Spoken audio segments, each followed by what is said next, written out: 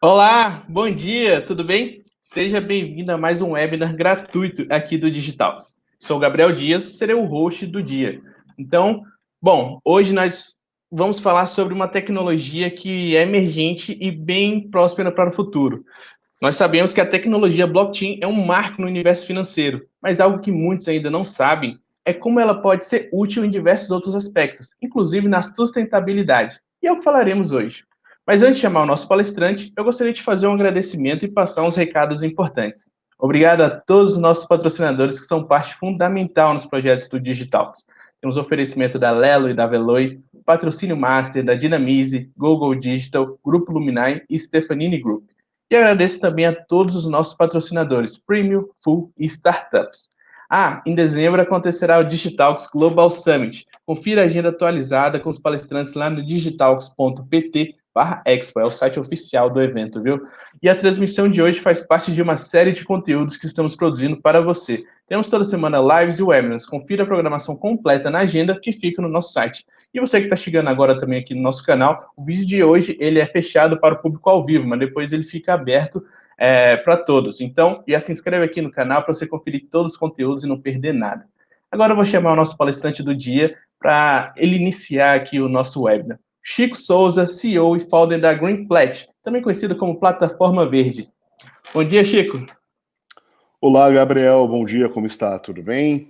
Muito obrigado pelo convite, é muito bacana estar aqui novamente no Digitalks, valeu mesmo. Bom, eu agradeço demais ter você aqui passando todo esse conhecimento para a gente. Eu já vou passar a bola para você, mas antes eu vou dar um recado, um finalzinho aqui para as pessoas que estão assistindo. Você que está vendo ao vivo, você tem a chance de participar com perguntas e interações, comentários. Então, aproveite isso, faça aqui no chat. O Chico vai fazer a apresentação dele. Logo após, quando ele finalizar a apresentação, eu volto e a gente faz esse bate-papo, eu, você e o Chico, tá bem? Então, Chico, vou deixar contigo. Até daqui a pouco. Valeu, Gabriel, obrigado. Bem, pessoal, é muito engraçado como é que está acontecendo isso nos dias de hoje, né? Como o isolamento social, ele ajudou a todos a se conectarem, ou seja, se aproximarem mesmo que virtualmente de uma forma muito mais rápida. E essa lógica de interação humana, tá, é o que ela ficou muito clara durante o Covid, quando a gente percebeu também que o isolamento social e a não produção, ela mostrou que os países no mundo todo irão quebrar. É inacreditável pensar que um país do tamanho do Brasil ficou claro para a nossa economia que se a gente parar por 2 meses, o país quebra. E isso mostra que a gente tem um problema sério. Por quê? Porque o mundo todo, ele está hoje, a economia dele desenvolvida no consumo, e nessa consumo que até na questão de moda a gente chama já de fast fashion e tudo mais, ou seja, num alto consumo, num consumo acelerado, mas um consumo a qual esse planeta ele não vai aguentar. Então, como é que a gente tem esse equilíbrio, né? A gente continuar produzindo, não nos mesmos modelos que anteriormente, para que se tenha o consumo, para que as economias fiquem de pé, e essas economias elas possam suprir as necessidades de saúde, segurança, educação e tudo que a gente precisa ter para o bem comum. Então a gente usa o termo de acelerar a produção sustentável, tá? Quando a gente vai considerar na questão de cadeia de suprimentos no Brasil, você tem uma ideia, o PIB, que é 7,3 de 2019 trilhões de reais foi o PIB brasileiro, 12% disso, quase 13% do PIB brasileiro é um custo logístico. Então, só assim a gente já vê que o Brasil tem um tamanho continental, as soluções elas não estão distribuídas de forma homogênea pelo país, então a gente não tem as mesmas soluções em todos os estados e a gente depende muito da entrega rodoviária no Brasil. Isso causa um impacto absurdo de custo operacional, porque se 12%, quase 13% do nosso PIB é o custo logístico, então você sabe que 13% de tudo que você compra tem o custo da logística ali incluído. a gente tem um problema de atendimento legal, porque existem inúmeras legislações para que a gente possa transitar produtos entre diferentes estados, e aqui entra o que a gente chama também da guerra fiscal entre os estados brasileiros. Nós temos estados com ICM de 18%, outros com 12%, outros com 7%, tá? E isso causa uma discussão técnica muito complexa no Brasil no que tange a recolhimento de impostos, tá? E a gente tem uma ineficiência contínua quando a gente produz, tá? Algumas coisas são inerentes, então, por exemplo, quando a gente vai fazer qualquer produto de papel, em gráfica de papel, a perda normalmente gráfica na produção de papel é 20%. Quando a gente vai fazer embalagens de polímeros, de plásticos, a perda inerente do processo é 8%. Então, qualquer produto que você manufature, você já tem uma perda inerente desse produto, ou seja, é matéria-prima que você extraiu, que você, no momento que vai produzir, você sabe que vai perder porque faz parte do processo.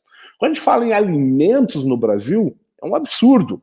40% ou mais do que se produz não chega à mesa.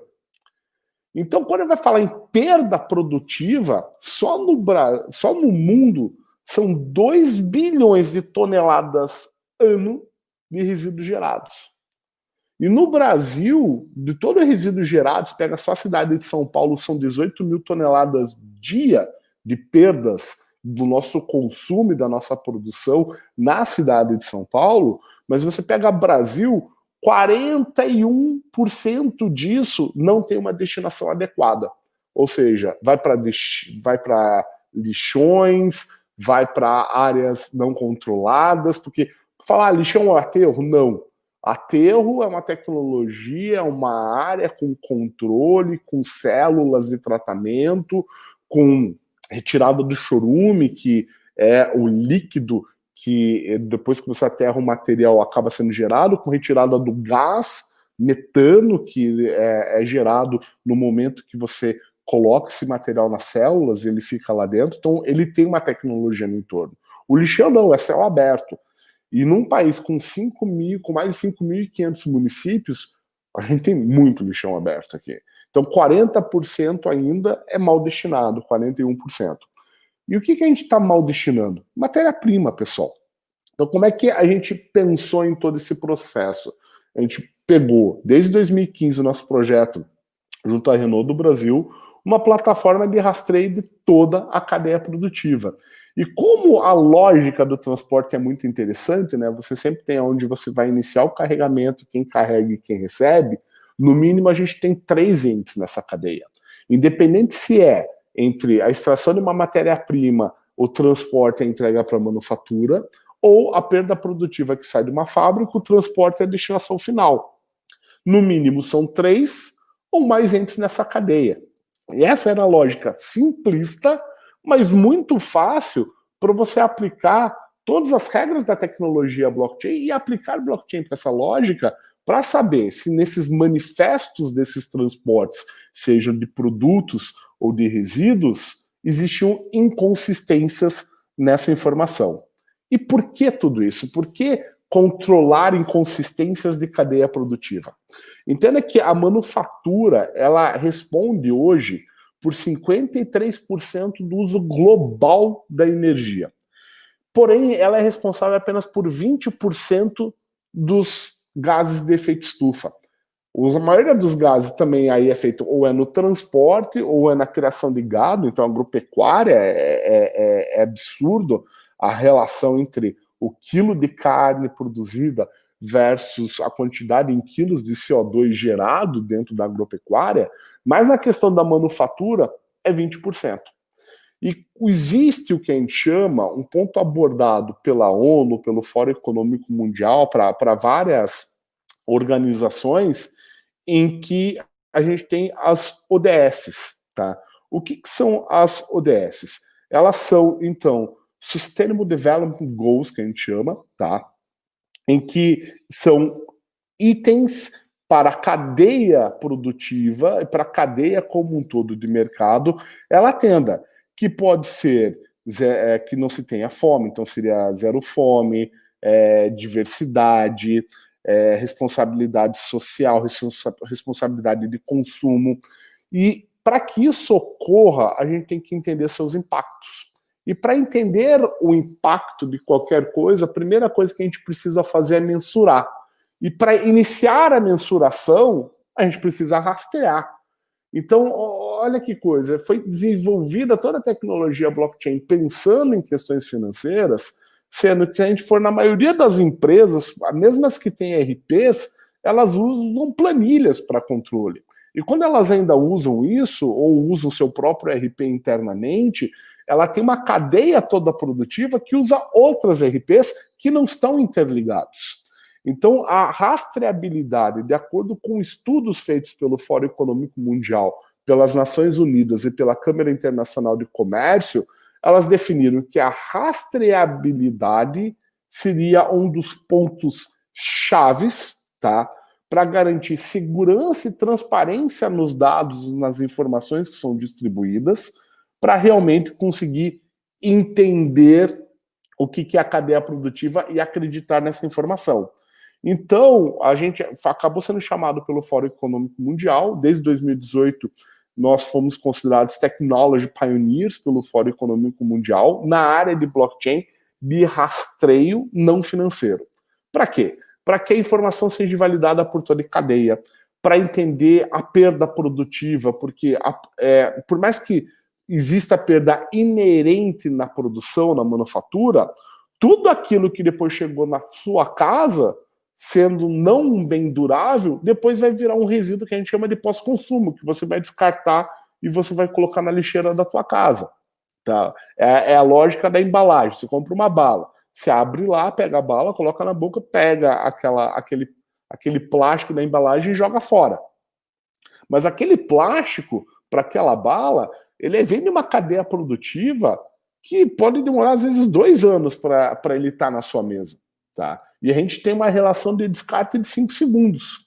Então, a ideia de coletar dados para poder entender esse fluxo de processo e fazer uma produção mais uniforme e mais condizente com o que o planeta pode oferecer, parece uma coisa de, os caras estão falando em salva-baleia, já que custou, mas não, é uma questão de sobrevivência. Só que quando a gente entra nessa questão de coletar dados, aí vem o GDPR, né, que é a LGPD aqui no Brasil. Pô, como é que eu vou coletar o dado de alguém ou de uma outra empresa? Porque quando a gente fala LGPD no Brasil, a gente está falando de uma relação B2C, né, então de empresa para consumidor, mas quando eu estou falando de rastreio de cadeia, a gente está falando de uma relação B2B. Então a LGPD não se aplica. Como não? Porque tem empresa que fala, poxa, eu não quero dar meu dado para outra empresa, porque aquilo para mim é dado sensível que pode ser a minha mais-valia no mercado. Então, como você ainda vai coletar dados dentro de uma cadeia produtiva, sendo que eu considero que o meu dado seja a minha mais-valia dentro do mercado perante o meu concorrente? É extremamente complexo. Então, isso que a gente chama de data sharing permissionado. É criar não só a lógica de rastreio, mas a lógica de permissionar os dados que podem ser trocados, mantendo-os imutáveis, e que esse processo ele seja aberto para sempre poder ser auditado e certificado. Nesse estudo feito pelo Fórum Econômico Mundial, ele considerou 4 soluções, 4 áreas, na verdade, para o que eles chamam da 4ª revolução industrial, que é o mercado automotivo, eletrônico, alimentos e bebidas e têxtil. O têxtil também é engraçado, porque além também do que eu comentei para vocês, da alta geração de CO2 quanto a área de produção de gado, não só no Brasil como no mundo, o consumo de água da área têxtil é absurda. Uma calça jeans, para você poder ter ela aí confortável e dentro da cor que você espera para poder vestir e ficar bacana, uma única calça jeans ela tem o consumo de 40 litros de água para fazer o tingimento dela. Isso é absurdo. Quando você aplica a tecnologia de ozônio para esse mesmo processo, você vai usar 1 litro. É 40 para 1. Mas quem que tem tecnologia de ozônio hoje no mundo? Poucas unidades industriais. E quando a gente fala em que a gente tem que ter uma produção mais sustentável, a gente tem que entender o seguinte, que quando a gente fala que tem que a economia continuar girando, a gente percebe de todo e qualquer governo que fala, pô, se a economia quebrar, não vai ter mais emprego, se não tiver emprego, as pessoas não vão ter acesso vão precisar do acesso às questões que o governo pode te suportar, mas se o governo não recolhe impostos, vai chegar um momento que o governo também quebra, porque ele não pode te ofertar a todos uma estrutura gratuita para manter a saúde, segurança, educação a todos. Isso é no mundo inteiro. Só que quando você chega nesse processo, o que eu posso dizer também é que num mundo devastado, os empregos também não vão existir. Então a gente tem que olhar as duas coisas, a gente tem que olhar a economia e a gente tem que olhar os indicadores ambientais, ou o que a gente vai chamar então de ESG, ou SG, que é Environment, Social and Governance, ou seja, indicadores de meio ambiente, sociais e de governança. E para isso, a gente considera, dentro da área automotiva, de eletrônicos, alimentos e bebidas, teste de vestuário, esses pontos de atenção em cada um deles, considerando que os temas tecnológicos eles passam por remanufatura avançada, ou seja, fazer mais com menos, novos materiais, ou seja, você sair de materiais de extração para materiais renováveis, agricultura avançada, ou seja, menos impacto ao ambiente, menor consumo de água, maior produção por hectare, eficiência fabril, ou seja, mais com menos novamente, materiais, produtos mais leves. Então, você pode fazer o mesmo material com menos produto, ou você pode fazer com menos perdas, ou você pode pensar num material que a gente chama cradle to cradle, que seria do berço ao berço. Já vou desenhar um novo produto pensando que ele tem que ser reutilizado lá na frente. Mas em todos esses temas, para saber que isso está sendo feito e que os indicadores acordados até 2030 eles sejam alcançados, a rastreabilidade ela se torna o tema, a palavra e a ação necessária no controle de cada uma dessas tecnologias. Então você tem um grande desafio na gestão dessas cadeias, que é entender que o dado passado por ele seja real, seja verdadeiro. Eu não vou falar o nome da empresa, mas todos vocês podem buscar aí na memória. Há 5 anos atrás, uma automotiva alemã que havia assinado o acordo de Davos anterior referente à geração de CO2 no mundo. Então, quando você fala em veículos para o controle de CO2, que seriam os escapamentos, você tem lá as tecnologias Euro 4, Euro 5, Euro 6, e ele dizia, então, que ele estava dentro dos limites definidos no acordo, e quando se descobriu foi o seguinte, que o investimento que aquela montadora fez foi num sistema para burlar a mensuração de CO2 gerado. Ou seja, eu prefiro investir para mentir em que a minha geração de CO2 é menor do que a real, do que investir numa tecnologia para que ela seja realmente de forma real, eficiente e verdadeira, menor. Foi um escândalo. E esse escândalo ele trouxe o seguinte, falta de confiança. Não acredito mais no caderno de ninguém. E por que eu falo caderno? Quando a gente vai falar hoje no valor da ação de uma bolsa, na bolsa de qualquer empresa, então vamos falar da NICE em Nova York, como é que essa ação ela é definida pelos stakeholders, né? E para ir para o mercado e para considerar qual é o valuation dessa empresa dentro do mercado. No que se diz e no que se tange aos valores financeiros, você tem auditoria em tempo real, porque todas essas empresas têm os seus RPs, são RPs globais, alguns deles, pelo fato de você ter o valor da sua empresa já aumenta entre 8% a 15% o valor da sua ação, pelo simples fato que esse RP, ele não é apenas uma ferramenta de gestão dessa empresa, ele é praticamente uma auditoria em tempo real de tudo o que acontece dentro do que controla o seu faturamento, seu revenue e tudo mais, e suas demandas contábeis. Mas quando a gente vai falar sobre os indicadores de governança, os indicadores de sustentabilidade e os indicadores sociais é um book, é um livro contratado por eles, por grandes consultorias, KPMG, Deloitte e outras, mas ele é estático, ele é estável. Eu recebo ele uma vez a cada 2 anos e eu sou obrigado a acreditar nele, o que está escrito no papel. E eu não consigo confrontar o que está no papel versus a realidade operacional do dia a dia daquelas marcas. E aí o que eu faço? Eu acredito na validação de uma auditoria que foi contratada. Só que a auditoria, ela não é em tempo real e diária.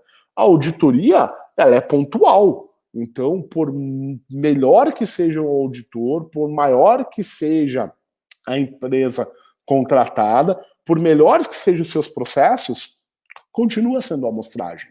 Então, você trazer para dentro dessa questão do valuation de uma ação, dentro de algo que está sendo extremamente discutido, desde a reunião de Davos desse ano, que a reunião começou lá dia 20 de janeiro e a BlackRock soltou a carta no dia 19 de janeiro lá, aquela semana em Davos, em que, poxa, a partir de agora, para eu fazer qualquer investimento, eu vou olhar melhor os indicadores sociais e governança ambientais. Talvez em janeiro ninguém acreditou muito, mas hoje a gente pode perceber que é um dos assuntos mais comentados no Brasil e no mundo, os indicadores ESG, né, então ESG, referente à governança de uma empresa. E como é que a gente vai provar isso? Blockchain se mostra uma tecnologia extremamente confiável, por mais que ela não seja uma bala de prata para esse processo. Mas ela traz pelo menos confiança de que os dados que estão lá não foram alterados. Se os dados são bons ou ruins, aí é outra coisa.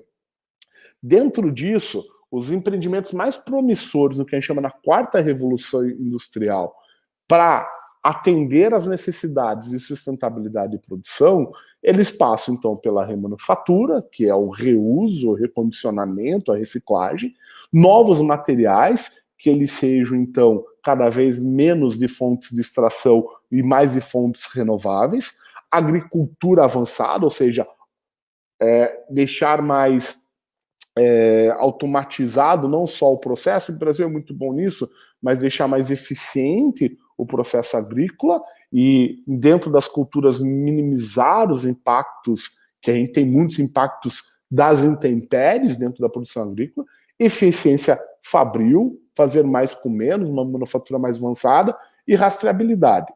O que isso mostra também, quando a gente entra nessas grandes discussões para impulsionar a sustentabilidade, é cada vez mais uso de tecnologias, das mais diversas e integradas.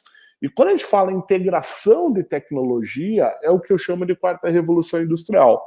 Se você pegar o exemplo do iFood, um cliente super bacana que a gente tem. O iFood é um aplicativo que integra meios físicos e tecnológicos, porque o mapa não é dele. O mapa, por exemplo, não sei, posso estar errando, é do Google. O meio de pagamento também não é dele, é um API com meio de pagamento pronto. O restaurante não é dele, o restaurante são vários pequenos empresários ou grandes no Brasil que têm sua estrutura física. Ele também não é um motoboy, é uma legião de trabalhadores que fazem. Então, entenda que ele tem uma integração de conceitos tecnológicos com físicos, pessoas e com o consumidor, que é a ponta final. Então, a 4ª revolução industrial, que todo mundo acha que é tecnologia, não é tecnologia, é interações tecnológicas ou físicas.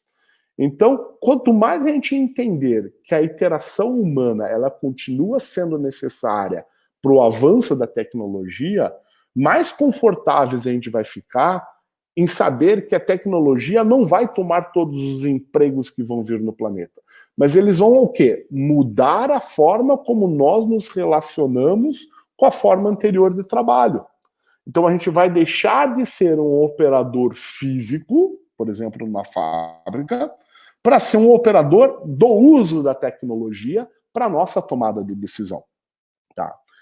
E foi nisso que a gente pensou quando a gente criou a plataforma verde. Então a plataforma ela rastreia produtos, gestões internas Fabris, essa lógica de marcas que tem matriz e filiais, você gerenciar, por exemplo, diversas fornecedores diferentes, porque dentro de uma cadeia produtiva eu sou a marca A, mas para que meu produto ele esteja pronto, montado e funcional, eu tenho uma gama enorme de fornecedores por detrás, que são diferentes marcas, são diferentes empresas, e você depende delas para ter seu produto.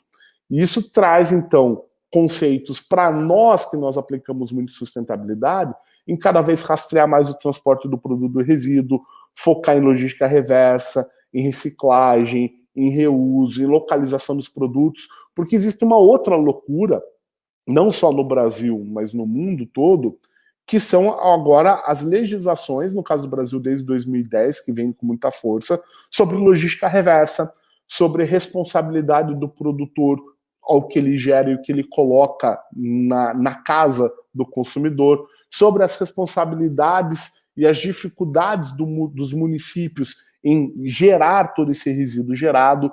E entenda que pegue uma lógica como o Brasil, que temos inúmeras leis, tá?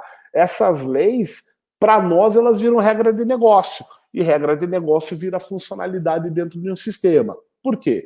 Porque você tem a lei federal que rege como que é a caracterização do resíduo, mas você tem a lei estadual que rege, por exemplo, na questão do resíduo, como ele pode ser destinado e aonde ele pode ser destinado, você tem uma licença para isso. E as municipais que regem os pontos de geração e a forma como são manuseados e transportados e para onde vai. São muitas interações. Se você pega a lei municipal de resíduos sólidos no Brasil, são mais de 160 variações. E como é que você vai lidar com essas variações numa planilha? Impossível. Então, tudo que se crê e se tem como regra de negócio da marca e tudo que você vê também como regra de negócio de uma legislação acaba virando uma funcionalidade. E tudo que então que você consegue rastrear, você consegue mensurar em tempo real, você consegue auditar. Só que lembra que eu comentei para vocês que o interessante da quarta revolução industrial é o que a gente chama de interações e integrações físicas e digitais? A integração pública e privada, ela se torna, hoje em dia, algo extremamente útil, tanto para o governo quanto para as marcas. Para as marcas, para elas mostrarem que elas estão atendendo o seu compliance interno perante a legislação, e dentro, então, dos indicadores ESG é a parte de governança, então, que você está validando a sua governança. Para o governo, é que o atendimento a todas as legislações ambientais estão sendo cumpridas, então, dentro do ESG, é uma outra questão que é a parte de meio ambiente, o atendimento legal às questões ambientais, e aí, na questão social, há uma mistura, se não conflito ou sobreposição, em que há momentos em que o próprio governo institui também que empresas têm que fazer suas ações sociais e que as próprias empresas também o façam, e você entra aí de discussões extremamente complexas que vão desde apoio a comunidades, a entorno, a cooperativas, ou na questão, na estruturação de uma empresa, quando a gente fala de você ter uma maior diversidade dentro de uma empresa. Toda a lógica que a gente desenvolveu no nosso sistema desde 2015 é o SaaS, né? Então a gente sai da lógica do software as a service para o blockchain as a service, né? Que cada vez mais está se tornando tendência no mundo como um todo, tá? A gente também considera que os indicadores, o software ele não funciona, ele não é uma bala de prata se você não usa, e você também tem a questão dos inputs, dos dados que são coletados, que não quer dizer que você coletou o dado que blockchain é infalível, às vezes o dado ele pode ser falso. Tá? Então não quer dizer que 100% daquilo que você coleta do dado você deve acreditar. Você deve pegar esse dado e comparar com outros atores da cadeia ou com outras maneiras de input sobre o mesmo dado. E aí que a gente fala em memorizar processos ou cobotics, que é o quê? Aplicação de sensores para que esses sensores eles sejam uma segunda fonte de interpretação de dado. E às vezes a terceira fonte é a integração com o que a gente chama de sistemas mandatórios. Aí você consegue fazer toda a lógica de todo e qualquer documento, seja um manifesto de carga, seja um certificado, um licenciamento, mas a aplicação do blockchain dentro de uma estrutura descentralizada, que é a própria sociedade em si, que é descentralizada, ele se torna, então, a lógica mais clara. É como, então, criar as APIs integrando esses diferentes sistemas mandatórios num livro razão em que todos os atores imputam seus diferentes dados sobre uma mesma cadeia. Isso te traz o quê? Controle, segurança e rastreabilidade em tempo real. Então você traz um pouco mais do que a gente chama de confiança em processos de falta de confiança. É uma bala de prata? Novamente, não. Né? Basta mais de um dentro de uma cadeia alinhado com o outro seguinte da cadeia para estar errado, para se imputar algo errado e tentar se validar. Mas o que o blockchain te traz quando você tem toda uma cadeia rastreada? Inconsistências. Porque se eu estou com o meu livro razão lá e eu não consigo alterá-lo, por que aquela cadeia produtiva ou aquela etapa do processo tem indicadores tão fora perante os outros? Então, a partir do momento que a gente vai fazendo isso de uma forma que a gente chama de plataformas globais, fica mais fácil a gente separar pequenas partes da cadeia e estudá-las de forma mais profunda, de forma mais contínua, e entender essas pequenas inconsistências de cadeias separadas dentro de um processo globalizado e completo. Dessa mesma forma, à medida que eu vou me sentindo seguro com parte da cadeia, a gente consegue incluir as outras partes.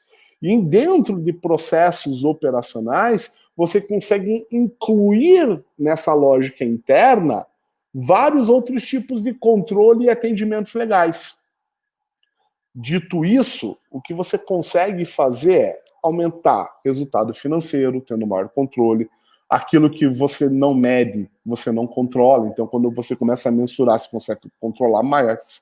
Você reduz suas perdas, que a gente chama de perdas sistemáticas, porque elas começam a aparecer para você de forma contínua e você pode tomar ação.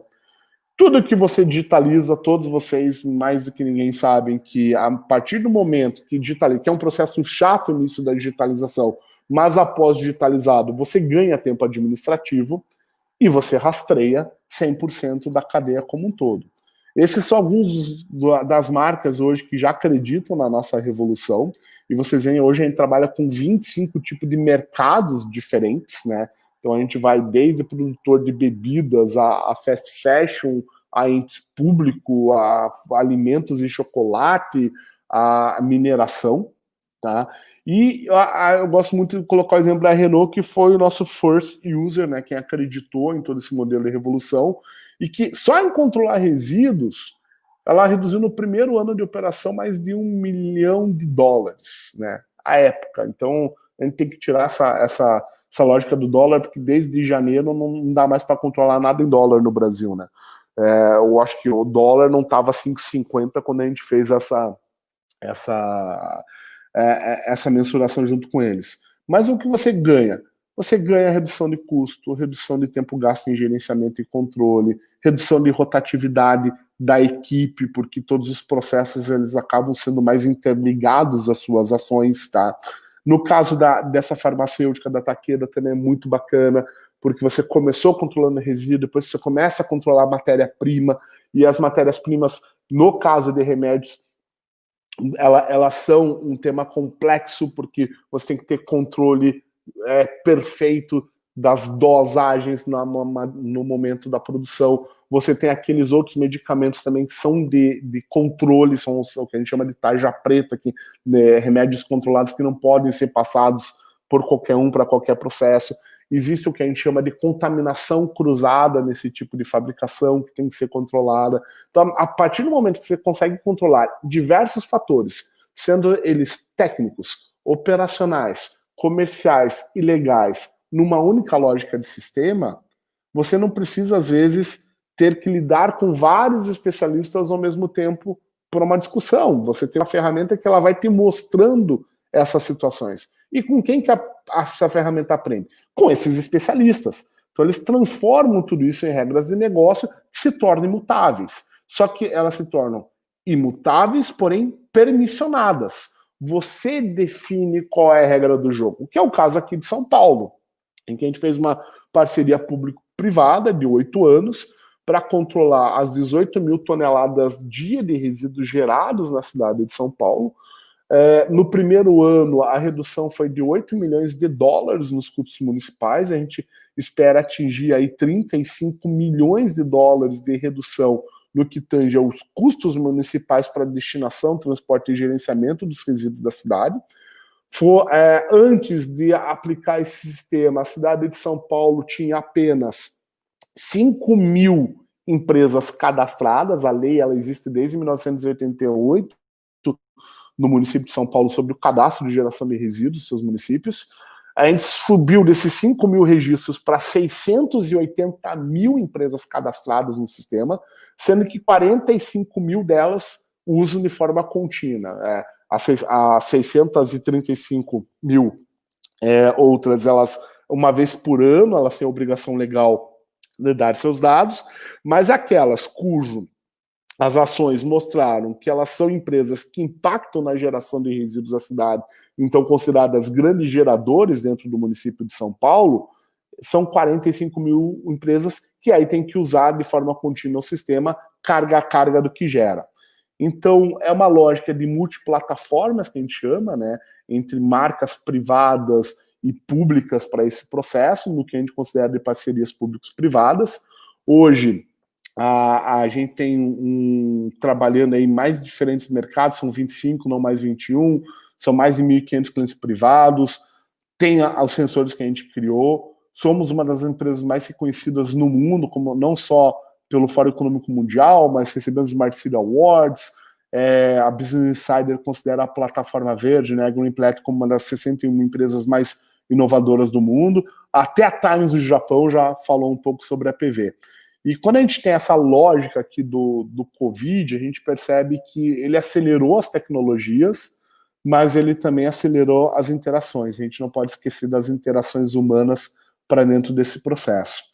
Então, é um pouquinho que eu queria mostrar para vocês aqui do que a gente vem fazendo nessa revolução da plataforma verde referente à gestão de cadeias produtivas e controle de indicadores sociais e governança e ambientais, e mostrando que tecnologias como blockchain, elas têm, na verdade, a capacidade de múltiplas ações, múltiplos testes.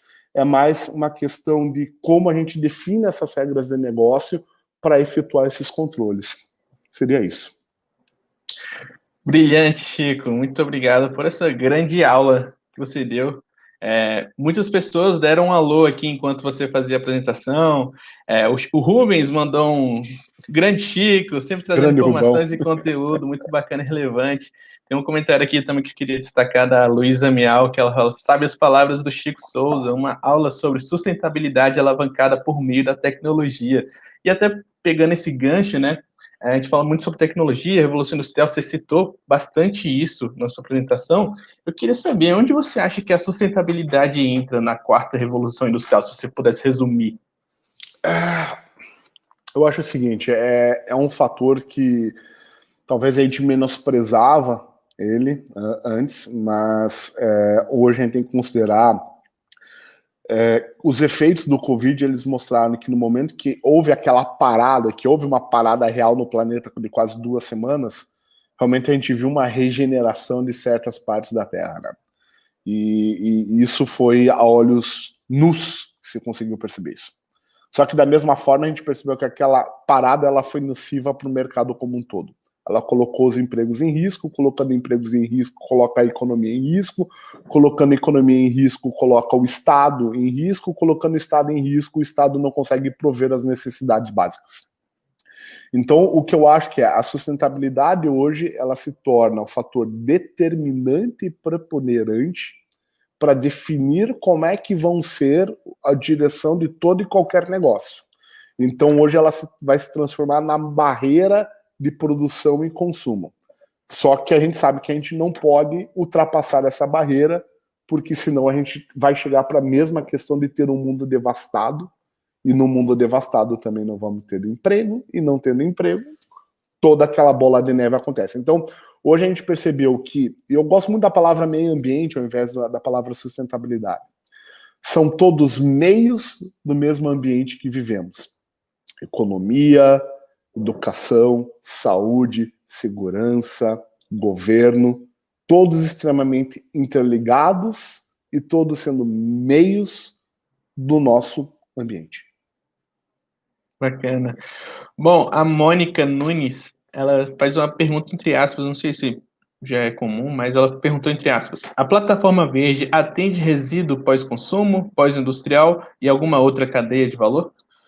Plataforma, ela atende extração de matérias-primas, controles fabris de perdas produtivas, e aí em resíduos pós-industriais nas cadeias produtivas, em logística reversa, sim, resíduos pós-consumo, com algumas marcas, iFood, por exemplo, controla toda a logística reversa do iFood no Brasil, Riachuelo e outras marcas, e no caso da cidade de São Paulo, é todo e qualquer resíduo, então controla desde o infecto contagioso, que é o resíduo de saúde, às coletas urbanas, né, que são dois tipos de coleta que existem dentro da cidade de São Paulo, que é a coleta de indiferenciáveis, que é o termo técnico do município, mas seriam os resíduos orgânicos, aquilo, o de banheiro, que está tudo misturado, a coleta de recicláveis também na cidade de São Paulo, que são dois tipos de resíduos pós-consumo. Perfeito. Bom, Chico, antes de iniciar aqui o nosso webinar, agora falando mais um pouco da tecnologia blockchain, propriamente dito, eu analisei aquele Hype Cycle do Gartner, sabe, que mostra algumas tecnologias, eu pesquisei o da blockchain, e a maioria das tecnologias blockchain lá estão em ascendência ainda, estão subindo e tudo mais. Eu queria saber de você que trabalha com uma tecnologia aqui no Brasil, como que está a familiaridade do brasileiro sobre a tecnologia blockchain hoje? Como que você está enxergando o Hoje, ciclo das eu acho que tecnologias? o brasileiro, assim, não só o brasileiro, no mundo, tá? Eu acho que blockchain não foi novidade para todos. No início, lá em 2015, a gente codava na mão, praticamente, né? Então era complicado. Hoje você tem o Hyperledger, você tem Fabrics, então você tem hoje várias ferramentas que te auxiliam nessa construção. E o Brasil tem uma posição interessante, né? Existem duas plataformas brasileiras criando seu próprio blockchain, né? Então, existem duas plataformas, uma em Santa Catarina e outra de empreendedores brasileiros, mas que estão no Vale do Silício, criando a sua própria, o seu próprio protocolo de blockchain. Então, o que eu acho que o blockchain ele demonstra nisso é que não me importa a nacionalidade, não existem mais fronteiras, né? O blockchain ele veio, ele eliminou todo e qualquer tipo de fronteira. E o que ele pode ajudar é aquilo que a gente estava acostumado a regulamentar de forma municipal, estadual e federal, de forma global. E um dos grandes movimentos que eu vejo realmente em que você está criando uma forma global de controle de regulamentação são os indicadores ESG. Então, uma tecnologia para estar de olho, né? Sempre. Bom, tem uma pergunta aqui do Vinícius Alves. Interessante ver como a Covid acelerou a tecnologia e a indústria 4.0. Tivemos que nos adaptar e adotar novas metodologias. Você acha que para os próximos anos isso se mantém? E ele completa também. Na sustentabilidade, isso vai ser ainda mais forte? Eu sou bem sincero, eu acho que agora se mantém, tá? Eu trabalho com resíduos, não falei minha história pessoal, desde 1997, tá? São 23 anos nessa área. Eu já tive 13 fábricas, né, em 5 estados brasileiros de reciclagem e gerenciamento de resíduos. Eu vendi toda a minha parte lá em 2013. Eu saí disso, da parte física, para entrar para a digital. E eu sempre fui muito cético, né? Porque eu sempre vi tudo ser muito lento, muito demorado. Eu vi muito greenwashing. Eu vi muita gente, vamos fazer, falava, colocava lá em capa de jornal, capa de revista, só que os números eram ínfimos. Hoje o que a gente pode perceber é que se você olha para indicadores de sustentabilidade da maneira correta, você deixa de ver apenas sustentabilidade para ver resultado financeiro. E a partir do momento que os indicadores ESG também são, hoje, referência para o valuation de uma ação em stock exchange, as empresas agora não têm como fugir disso, porque hoje o valor da ação delas está cada vez mais intrinsecamente ligado às suas ações de sustentabilidade e à sua comprovação real. Então, eu acredito que o Covid foi a morte do greenwashing. Tem uma pergunta aqui do Hércules Soares. Bom dia, Chico. A plataforma Verde funciona em blockchain pública ou privada, DLT? No caso de DLT, como assegurar a confiabilidade da rede, uma vez que o número de nodes é significativamente menor? Bem, então, no caso da PV, a gente tem permissionado, a gente tem a pública e a privada. A questão que a privada, como a gente trabalha muito com marcas, e elas consideram seus dados sensíveis e não querem tornar seus dados sensíveis públicos, é uma questão permissionada.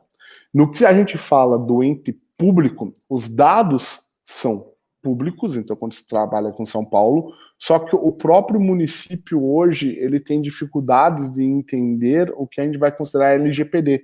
Por quê? Porque você tem a população envolvida. Então, o próprio Ministério Público pediu para que todas as hashes ficassem apenas sobre o próprio database da Prodan hoje para segurar essas informações. Então, assim, existe uma dificuldade muito grande, não só no Brasil, mas no mundo hoje, no que tange a tecnologia blockchain de dados públicos, que é bem complicado agora, do quanto eu posso deixar público. Então, não vai ter hoje uma solução 100% público vindo de entes privados. Então, a gente vai ter que sempre criar permissionários. Quanto à integridade das hashes, então, dentro desse processo, é o que eu falo, a gente entrar num processo de falta de confiança para colocar num processo de confiança. Eu sempre citei ali, dentro da apresentação, que eu não confio em boa parte dos dados que a gente recebe, ainda mais no início de processo. Então, uma das formas para a gente tentar diluir um pouco essa incerteza, que ela é real, porque às vezes os dados não são confiáveis porque depende de inputs, é o mesmo input, ou seja, o mesmo dado, vou dar o exemplo, peso. Eu gerei um resíduo, tem uma outra pessoa transportou e outra pessoa recebeu. Esse peso é imputado pelos três, sem os três verem o que o outro colocou. E o sistema vai colocando o node de cada um sobre o outro. Se os três nodes não são iguais, não têm o mesmo valor, isso vira uma inconsistência. E essa inconsistência nos traz a falta de credibilidade daquela hash. Tá? Então, são ações mais de estruturação de lógica para tentar diluir um pouco dessas dores, desses problemas que você colocou que são reais. Mas uma coisa eu lhe digo logo de cara, ainda mais com todos os fóruns, todas as discussões que a gente tem lá fora. Nenhum ente privado vai entrar numa rede pública.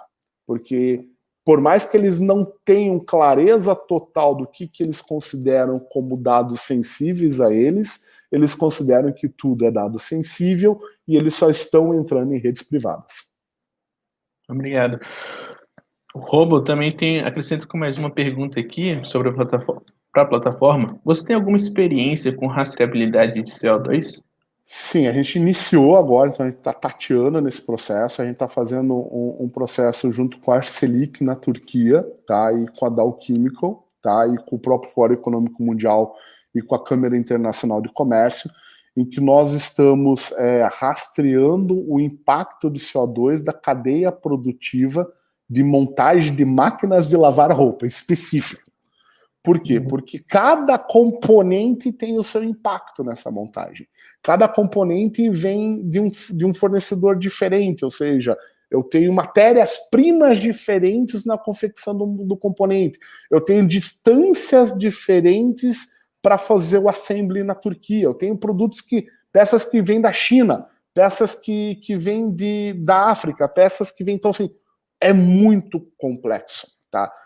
Dá para você fazer isso, sim, de uma forma genérica e aproximada e não tão errônea, mas nesse caso que a gente está fazendo lá na Turquia, ele está sendo bem complexo porque a gente está indo parafuso a parafuso, peça a peça, tá? Mas é trabalhoso, mas está sendo muito gratificante. Bom, Chico, tá maravilhoso aqui o bate-papo, mas a gente já está caminhando para a reta final. Eu vou pedir para você dar algumas considerações, depois que eu dar uns últimos recados aqui do Digitalks. Acho que dá tempo de mais uma pergunta aqui que chegou agora. Vou ler ela rapidamente e a gente parte para essa parte final, tá bom? Uhum. O Guilhermo, quais são os custos de uso da plataforma? A gente tem uma lógica de mensalidades, tá? Então, elas são pela quantidade de features que você utiliza. E quando você dá visibilidade para a cadeia, a quantidade de entes da cadeia que você coloca para imputar dados, né? Porque não tem lógica você estar estático só na tua informação. Eu digo, se você quer aplicar esse tipo de tecnologia só para ver os teus dados dentro de casa, não precisa aplicar, porque então você não está confiando no teu processo interno, né? Então, isso depende do número de funcionalidades, features, tá? Versus a quantidade de entes da cadeia que vão ter acesso a esses controles. Então, é um custo variável, mas ele é o que a gente chama de monthly fee, né? Mensalidades. Essa é a primeira pergunta. A segunda pergunta dele, qual foi? Deixa eu ver, eu não vi a segunda. Eram duas perguntas dentro de uma, né? Uma era preço e outra... Não, só vi essa daqui. Quais são os custos do uso da que é plataforma? a mensalidade. Bom, e Chico, eu vou revelar também uma conversa que a gente teve aqui no bastidor que foi esclarecedor para mim, né? Porque eu conheci vocês como plataforma verde, mas explica aí o que é o Green Pledge, o que Na Green Pledge verdade, plataforma plataforma verde? verde é o nome do software, né? Que até está virando referência. Tem aí uma marca aí de frigorífico aí, tá dizendo que vai lançar a plataforma verde deles também. Pô, foi legal, né? A gente referiu a referência. Mas a plataforma verde é a nossa marca registrada, é o nosso software de rastreio. E desde o início, o Greenplat é a empresa, né? É Greenplat Data Management. A gente montou toda a nossa estruturação nos Estados Unidos, temos nossa estrutura no Brasil. Então, uma coisa é a empresa, outra coisa é o software. Como agora a gente está fazendo todos os nossos processos lá fora, na Turquia e outros países da América Latina, para o gringo falar plataforma verde, cara, coloca o indiano para falar, você vai ver que a dificuldade é enorme. Né? Então a gente está começando agora a cada vez mais usar o nome da companhia e não apenas o nome do software. Bacana, esclarecido agora. Eu vou então fazer aqueles últimos recados aqui do Digitalks e depois a gente retoma para a sua consideração final do webinar. Bom, para as pessoas que estão assistindo aí, eu dei o recado no início do vídeo. Não esqueça de fazer a sua inscrição no Digitalks Global Summit, viu? É o evento que acontece nos dias 15 e 16 de dezembro. Entra na nossa página oficial do evento, que é digitalks.pt/expo, e saiba mais. Lá tem todos os palestrantes e você consegue fazer a inscrição por lá também. E mais um último recado, temos toda semana lives e webinars no Digitalks. Entre na nossa agenda e faça sua inscrição pelos temas de seu interesse. Tem muita coisa bacana lá. A gente vai colocando aqui, os temas são variados, mas tudo envolvendo o setor digital. Aí você faz a inscrição, recebe o lembrete e daí consegue assistir todos aqueles que te interessam. Um último recado agora de vez faça sua inscrição na nossa página aqui do Digitalks no YouTube, que aí sim você não vai perder nenhum conteúdo que a gente lançar. Bom, Chico, sua consideração final, um recado, um aviso, uma dica, deixa Eu acho contigo. assim que o Covid também ele mostrou a resiliência e a capacidade do empreendedor, né? E quando a gente fala em startups, em tecnologia, são ideias que podem nascer de uma folha de papel em branco e se transformarem em empresas ou grandes empresas. No caso da plataforma, foi uma folha em branco em 2015 que foi criada, hoje somos 103 pessoas dentro do time, então a gente vem crescendo ano a ano, mas empreender é um processo de desapego, antes de mais nada, e que eu digo, às vezes a pessoa ela começa a pensar, puxa, mas será que eu estou indo para o caminho certo? Será que eu não estou indo certo? Pô, será que está dando medo? Eu só digo para você o seguinte, vai. E se der medo, vai com medo mesmo, sem problema nenhum. Bom, Chico, muito obrigado por estar aqui compartilhando todo esse conhecimento. Obrigado a você que assistiu o vídeo e acompanhou também, interagiu aqui no chat. O vídeo vai ficar disponível para o público daqui um ou 2 dias, aí você pode assistir, mandar o link para quem você quiser. E é isso, pessoal. Muito obrigado. Valeu, Chico, e até uma próxima. Valeu, Gabriel. Um abraço ao pessoal do Digital e a todos que acompanharam o webinar. Grande abraço e fiquem seguros. Tchau. Tchau, tchau. Olá, é um prazer estar aqui. Ao meu lado está o Alex. Queria contar para vocês que Já há alguns anos a gente tem um projeto aí de levar mais educação para o mercado digital, a transformação digital, a transformação dos negócios vem crescendo e os profissionais buscam se atualizarem. E alguns meses atrás eu conheci melhor o trabalho da Live University, fiquei apaixonado, falei, a gente tem que criar alguma coisa junto, e nasceu agora, nosso MBA em Digital Business. Alex, conta um pouquinho aí como que vai ser esse nosso MBA. Ô Flávio, um prazerzaço estar aqui com você, um prazer incrível a gente fazer essa parceria, para a gente conseguir o quê, Flávio? Nesse mundo de digital, de mundo aquecido, totalmente prático, né, dinâmico, é um prazer enorme a gente poder fazer em conjunto um MBA que vai levar muita dinâmica, muita prática de mercado em cima dos assuntos digitais que tem hoje, pegando conteúdos, né, que vêm de eventos de vocês, de conselhos, diretores, e a gente consegue, através disso, entregar, né, coisas práticas e rápidas, diferente de escolas mais tradicionais, né, que são aquela coisa um pouco mais tradicional, com palestra. Eu acho que a gente, nesse MBA, vai conseguir abordar todos os assuntos de digital numa velocidade incrível que o tema merece ser tratado. E, para o digital, nada melhor que ter um parceiro como a Live University, que tem um reconhecimento internacional. Queria que você contasse um pouquinho dos diferenciais do ensino dentro da Live University. Perfeito. Eu acho que a gente tem uma paixão, Flávio, muito grande pela questão de um dos temas do nosso MBA, que é a parte de Customer Centricity, a parte de entregar uma experiência diferente através de muita coisa digital. Então, por exemplo, o nosso aluno tem um grande diferença. Ele faz avaliação aula a aula, ele faz check-in pelo aplicativo para dar presença. E, por exemplo, de acordo com a avaliação que ele dá nas aulas, os professores são alocados automaticamente através de algoritmo de inteligência artificial para que o melhor professor daquele tema dê uma experiência incrível para o aluno naquela aula. Então, a gente faz uso de muita coisa digital para trazer uma experiência incrível para o nosso aluno. Outro diferencial é a nossa metodologia, né? Que faz com que em cada aula você tenha projetos para serem executados, cases para serem discutidos. Para você ter uma ideia, Flávio, a gente não trabalha com prova.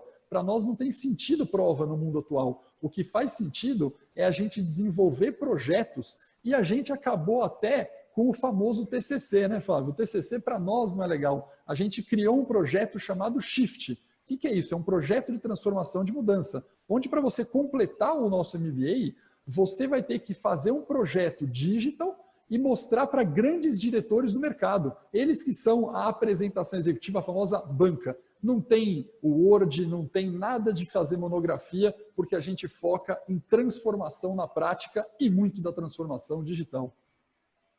Imagino que os alunos que já passaram pela Live University estão super bem colocados no mercado. Enfim, é uma transformação que a pessoa passa e realmente muda de vida, né?